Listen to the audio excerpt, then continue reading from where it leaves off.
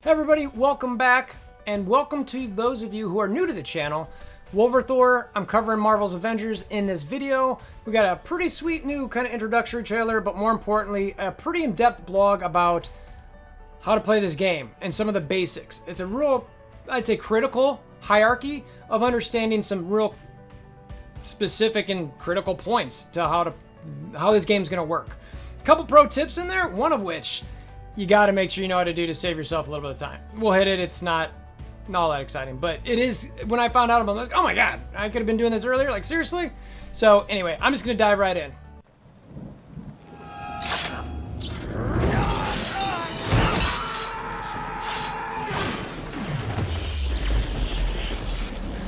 Bring me WolverThor! Alright, first, we've got this pretty sweet trailer that came out. You guys have probably already seen this.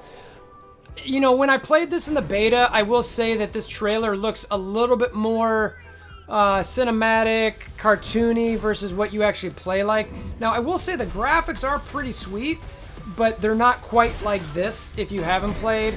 But this does get me kind of hyped seeing it and playing it, and you know, there's definitely a lot of collaboration where you can do things around. Now, granted, I don't remember bouncing anything off of buildings, but maybe that comes later. You do get Iron Man's lasers, which is pretty sweet. Now, you see Hulk kind of jump in here in a second, which all these people are excited about. I don't remember him being that high off a building. Now, I definitely jumped up a lot on buildings, but you get the idea. This is a hype video. It's fun. It looks cool. The graphics are sick. It's only a minute long, and I just love how they continue to hype this game. This was a PS4 one. Anyway, I wanted to make sure that you guys saw that in case you didn't. So now let's go check out the blog. Okay, so we got a blog here, like I mentioned. It's titled Everything You Need to Know About Co-op Play. I also think there's a lot of things that you need to know just in general about the game in this. I'll try to avoid just reading this. That's boring. Nobody wants to see me do that. What I'm going to do, though, is there are some pretty critical points in here that I do want to make sure I emphasize on my experience of playing the beta and what they're saying here. So I am going to go through it in a little bit of detail, but hopefully it's in a manner that helps you understand this game a little bit better.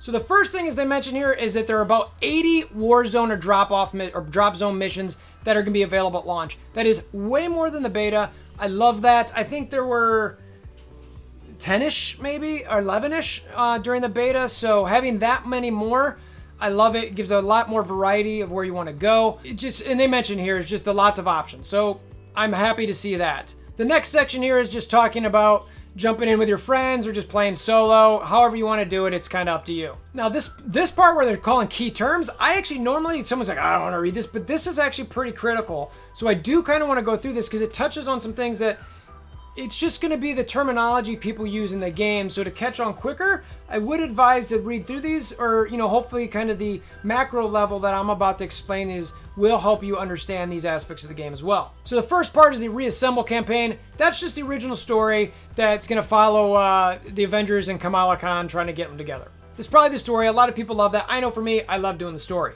The next part is the Avengers Initiative. Now this is about, it seems to be anything in the expanding world of Marvel's Avengers, from the war table, different zones, all that kind of thing. It talks about you can do this as co-op, and the part that I really like about this is that there's some stories, missions, and personal hero arcs that you're going to find in these, but that over time, there's a free edition of new heroes, villains, regions, gear, 4 years to come. Not 4, but 4 years to come. So what they're saying here is that they're planning for this game to be around for an extended amount of time. Obviously, they got to make money and do their thing, but the plan's there. And based on what I did with the beta, I could see it. So this part of it, I'm loving it. They've got that plan in place. They're saying it. Now they got to back it up. Warzone, this seems to be like just something if you want to go get some gear, get some levels, play with some friends, you know, rescue some people.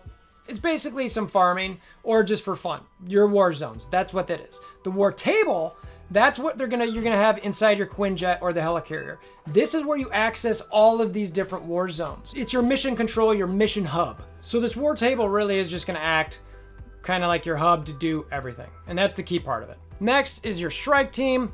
For this, that's just who you're playing with, the different characters, nothing too exciting there. Hero level, that is the level of XP that your hero has. And you will notice, I'm assuming it's going to stay as the beta, that every individual hero that you have has a different hero level.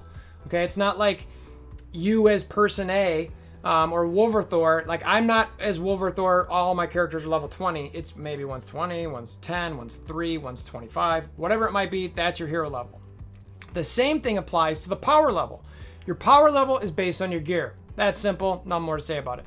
Challenge rating, this is how difficult it's going to be for you to do the actual missions that you're on. And one of the things that I found in the beta was that as I made these higher, like even as I got stronger, the challenge rating, what it does is boost the difficulty of the level more than where you were. So like say I did the hardest challenge rating when I was power level 10. So I'd be fighting power level enemies of 20. It was like, oh, this isn't too bad. But as I got to power level 30 and 40, as these, you know, and even if it was the hardest rating, it would still be hard in level 10. But as I got to level 30 or power level 30 and 40, fighting those enemies that were, I would get one shot with things if I wasn't handling it right. So I hope that they do a good balance here, that in the most difficult rating, that it is extremely challenging, because for the players that want that elite gameplay and that elite challenge, you've got to have that in there. And this is your way to do it. And it's always going to be there. So it's always going to be like, I just constantly want it to be hard. It's going to be kind of nuts for some people. Like, I don't like this. Well, then you can make your challenge level a little bit less.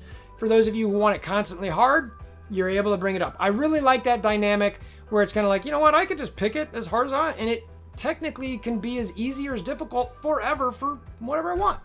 Of course, they've always got dope imagery as we're going through here. Next section is the co-op missions. Now, the part that they first jump out with this is, unlike the beta, you can jump into these right away. In the beta, you had to do A-Day and some of the story mission. I actually don't know if I love that, because they mention here, beware of spoilers if you just jump into the missions. I don't know. I guess it's nice for those of you who don't want to do any story, that you can jump right into gear farming or whatever you might want to do. The next part they got in here is faction missions. The long and short of it on this is that you're going to be able to go to outposts to help your allies and do different things. The part that I really want to see in this is if it will be similar to like the World of Warcraft faction reputation building, or are you going to get specific type of gear, like the Wakandans give you this type of thing. Maybe the Inhumans start giving you this type of thing. You know, former Shield people give you this type of thing. Or if it truly will be like a reputation building thing, and if you do enough missions for the Wakandans, that you are able to buy these new gear things. And I think either way, I dig that. You know, on the WoW part of it, it does give you some grind and some things to work for, which honestly, you know, in games like this, you want it to be stretched out a bit, at least in my mind. I want that gameplay. I want that end game thing. But again, you need to have a reason to do it. So that's what the faction missions are. The drop zones, the nice thing about this is it's just a quick short mission. It's a quick hit. You only got 15-30 minutes to play, something like that. Go do some drop zones and be done for the night. You know, if you want to get crazy, do a bunch of them. Shield vaults, these are very interesting. You saw this in the beta with the hidden tundra zone. Once you found the shield vault in Stark Realities, I think it was, you were able to go to the frozen tundra. And if you had a DNA key, which, gosh, I forget what level it was from now, you were able to open a DNA chest within that frozen tundra. So I loved it because it was piecing together some different things, and then you found this shield vault. That's the way it should be. Shield's gone. You're trying to find the stuff in the vault. You uncover something somewhere else. You find the location over in a different place. You go fly there. You get through it, and you get your fun gear. So I love that they've got that in the game. All right, so next up on the list is the harm rooms. It stands for holographic augmented reality machine. For any of you X-Men fans out there, this is basically your danger room where you get to go train, practice, do whatever you want to learn your moves, learn the combos, all that type of thing. And for anybody out there who thinks this game's kind of a button masher, I challenge you to go use these rooms, start working on the combos, and figure out exactly how you kind of do some of those, especially when it gets to harder levels, because you'll find real quickly that you need to dodge, you need to parry, you need to do some certain combos to get things moving right here. This game can be very detail oriented, and the battle can be fantastic. Hives, these were not in the beta, at least not that I saw. And these are going to be aim strongholds placed throughout the war table, throughout the world. It sounds like you're going to have to uncover these, probably with secret tips, little hidden areas similar to the shield vaults, and then go disable them. So I love it. I think about the Age of Ultron when they're going all around trying to find the different bases, and they're taking them out one by one. Same concept here, just the hives. And in my mind, these hives might be like mini dungeons, and maybe the villain sectors. And when I say mini dungeons, for any World of Warcraft players, just think about where you'd go to those dungeons and fight multiple little bosses, things that were hard, and you'd get rewarded with the gear in its spot. And then you'd have your raids, which had your like mega bosses. I think the villain sector here might be like what we get for our raids. I think it's going to be harder content. It's going to be end game type bosses. And I could see this is where they really drive that end game content, where that you need to get certain gear levels to get to a certain difficulty. Now, the one thing I am worried about how they've got this challenge difficulty set up is if you just constantly make things harder and I'm still just doing the same thing over and over, just doing harder and harder, at some point I'm kind of like, okay, why am I doing this? Like, what's the point? So hopefully they spread in some PvP type zones, control things. The things that I kept mentioning during the beta play and some of the streams was that when you controlled certain areas versus aim, and then, as Jarvis would try to hack in, that you do that versus another team. And you've got to control your zone more than the other team, and you guys fight each other and all kinds of different stuff. I don't know if they're going to have that in there, but I think it'd be really cool. This next section, talking about mission flow, this is just kind of a high-level look of how it kind of goes when you're in the game. It talks about the mission selection. This is just browsing the war table. You're looking at what you want to do. You're selecting your difficulty, all that kind of thing. So the next thing here they've got is the lobby load. This is basically just when you're loading into the lobby to get ready. If matchmaking's enabled, whatever, that's when your strike team's getting put together. The ready up, this section here, that to me is kind of when you've got your mission selected, and the key part here, and you're getting ready to go on your mission. The key part that I want to mention here, that is the pro tip that you got here, is if everyone hits the launch mission option, the timer will drop to 5 seconds. This is huge if you're doing co-op, because, I mean, maybe not huge, but it'll save you a minute, okay? Otherwise, you're sitting there for a minute, it's just tick, tick, tick, tick, tick, tick, tick, tick, tick. Anyway, everyone click that launch mission thing. Tell your teammates, whoever you're calling, hey, I click launch mission, everyone click launch mission, it'll drop down to 5 seconds, you're good to go. Mission load, this is when you're in the Quinjet, you're looking at what's going on, it's basically the game loading. And they mention here, this is when you can check out your strike team's awesome outfits. Yeah, technically that's true. You can also see them in the gameplay as well. I just thought it was kind of funny that they mentioned, this is when you can check out the awesome outfits. It's not just then. You guys might not want to sell it that way, because then people are like, why am I going to buy outfits if that's the only spot you can see them in? You get them in the gameplay too, unless everything changes from the beta. Mission start, just the Quinjet drops you off, nothing special there. You finish the mission, mission completion, summary. The part that I like in here is that the players are presented with a tally of their proficiency on the previous mission. I don't know if I missed this in the beta or if it wasn't there, but I don't recall that.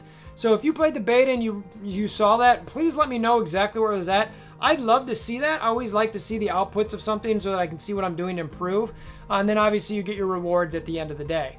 The return to story or stay in co-op part, this is basically just the war table staying on in the Quinjet, so you can stay and pick your missions within the team you've got. People can come and go as you need it, but I do like that this is there so that you can just stay within that group as opposed to like jumping back into a different mode, loading back up, all that kind of thing. This gets you around that. More sweet images. Matchmaking. So this part, one thing to know here is that it will provide matches between players close to each other's power levels. So that way that, if you're trying to do something more challenging, this will help in that regard. So it's like, I'm not going to get a level 1 player necessarily with me, at least from if I'm just doing the matchmaking. So the quick match part of this, there's 2 options. You've got select hero, where you can pick whoever you want, say Kamala Khan, and then say, I want to play Kamala Khan, and you just stay as Kamala Khan and go to whatever missions you want. That way you're leveling Kamala however you want. The other option you do is any hero. And this one probably lets you go quicker if you just want to level up anybody. You choose, I want to be any hero. And you just get placed wherever and you get dropped with whatever hero that is, whatever slot's open. So if the team that you get placed already has a Black Widow, a Hulk, an Iron Man, okay, then you're Kamala Khan.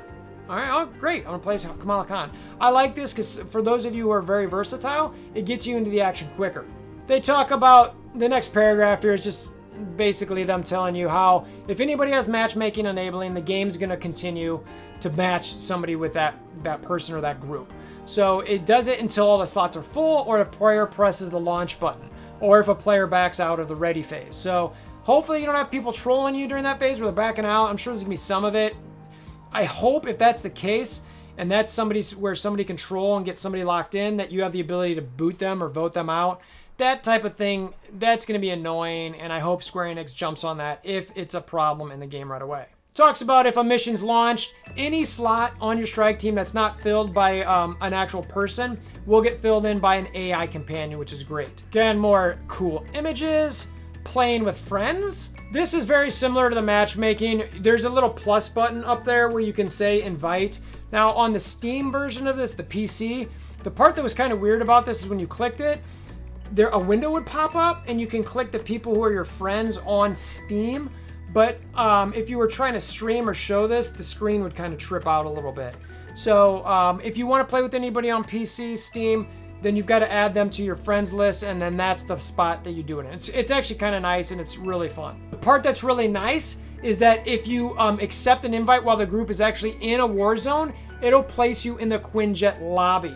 So that way, once the group is done with a mission, you will be there waiting for them. I really like that aspect of it, so that way you can kind of just be like, oh yeah, okay, I'll be there in a second. Well, all right, we're going to start. We're going to do this mission. We'll be done in 10 or 15 minutes. Okay, cool, I'll join you in the Quinjet. They're done. Everybody's in the Quinjet. You launch the next level.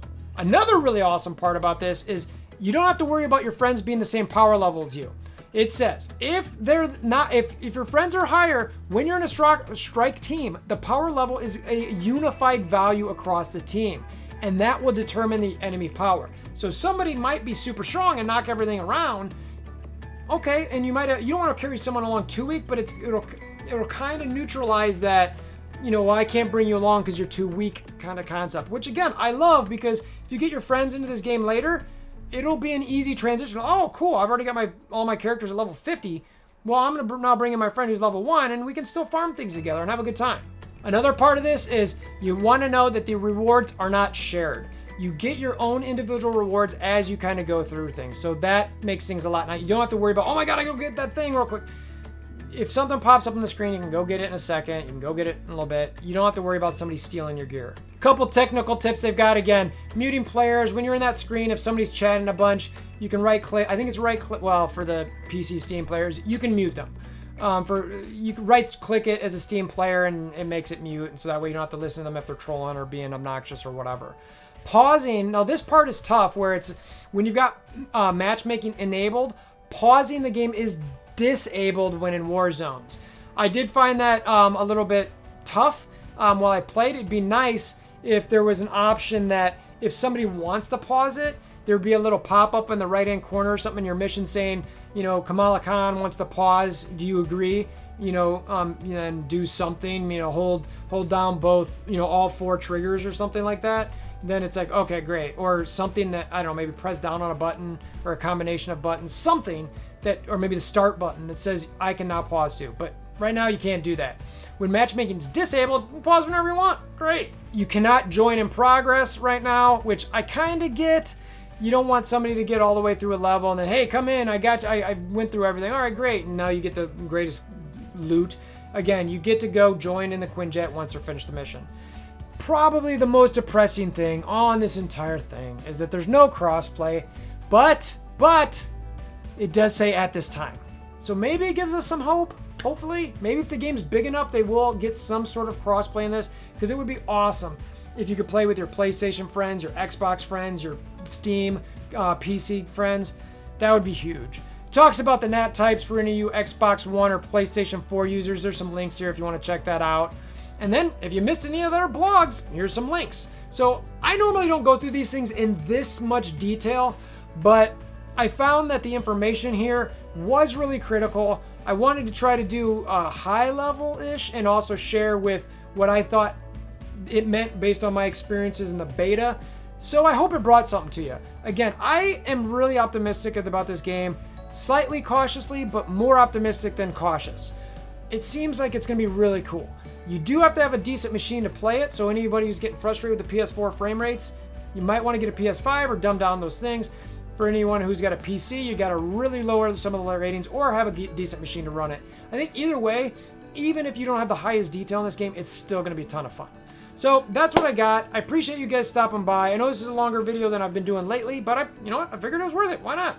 So hammer down that like button. I've got a link to the Discord in the description below if you want to come chat with me about the game, you know, or co-op or all that kind of fun stuff. Subscribe, notification bells, all those different kind of widgets and gadgets. Until next time, hope you have a wonderful day.